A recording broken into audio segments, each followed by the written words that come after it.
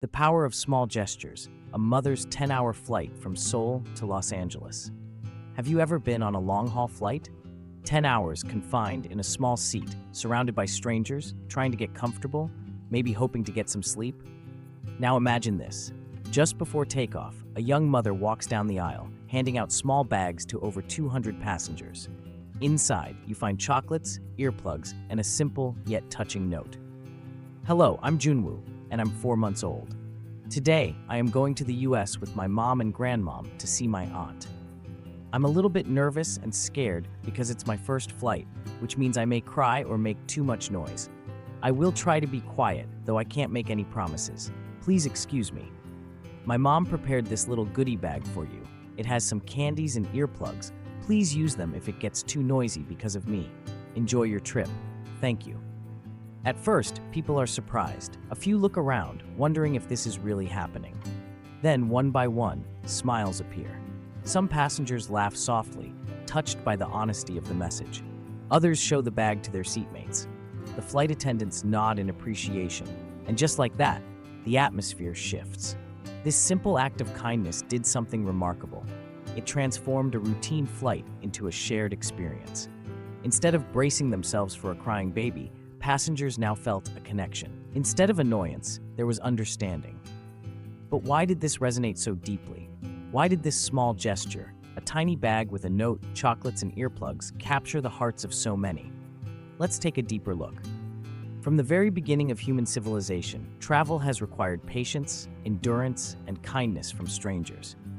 In ancient Greece, there was xenia, the sacred duty of hospitality. A traveler, no matter how poor or unknown, was to be welcomed with food and shelter. The gods, they believed, watched over these interactions.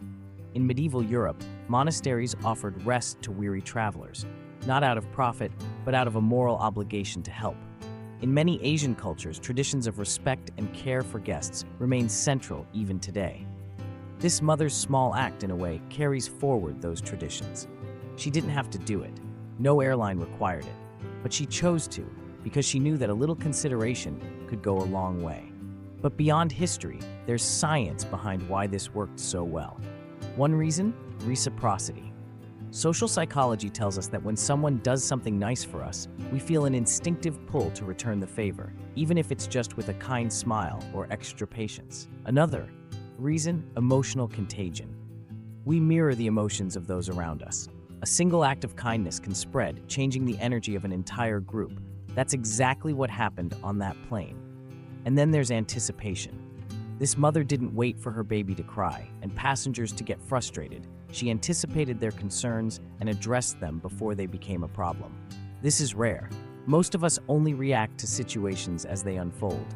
But true social intelligence, it's about seeing ahead, preparing for others' emotions, and acting with empathy. Now, let's look at this from another angle. Culture. In South Korea, where this journey began, there's a strong emphasis on collective harmony.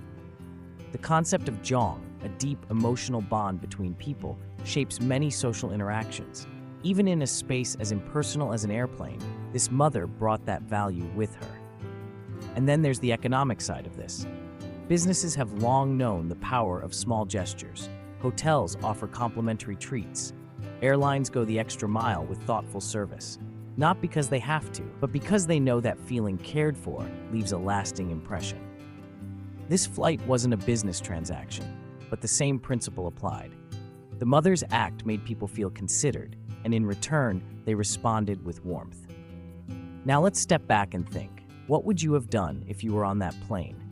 Would you have been one of the passengers who smiled, who appreciated the gesture? Would it have changed how you viewed the journey? More importantly, how often do we take the time to anticipate how our actions affect others? We live in a world where public spaces can often feel cold, where people rush past each other without a second thought. But what if we chose differently?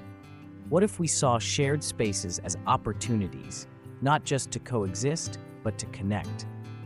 This mother's small act didn't change the world, but for those 10 hours in the sky, it made a difference.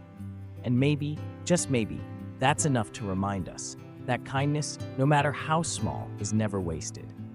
Have you ever been on the receiving end of an unexpected act of kindness? Maybe a stranger held the door for you when you had your hands full.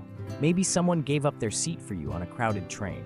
Or maybe you were the one who made someone's day a little better. Tell us in the comments. If you're not subscribing to the Yusafi channel, you're probably never going to see us again.